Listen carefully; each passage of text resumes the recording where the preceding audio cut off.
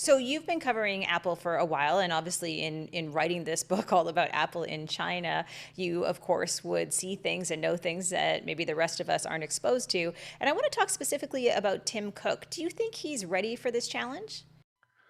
Um, so let me say something nice about Tim Cook before I take it in an opposite direction.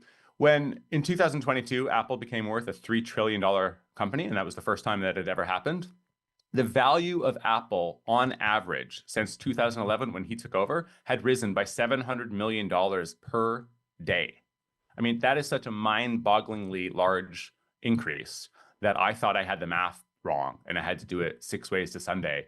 And then people still thought it was wrong on social media. They did their math their own way and they realized I was right. We don't know as humans, like just how big a billion is, how big a trillion is. I mean, the numbers that Apple does, shipments in, the money it makes, and so forth, it's just incomprehensibly large.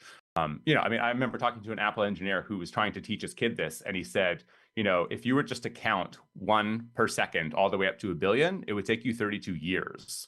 And Apple rakes in $1 billion of revenue per day. I mean, it's really hard to get your mind over just how large and successful this company is. So I will give Tim Cook credit that if you're looking at this from a shareholder perspective, a sort of shareholder first capitalist perspective, Tim Cook is something like a demigod, right?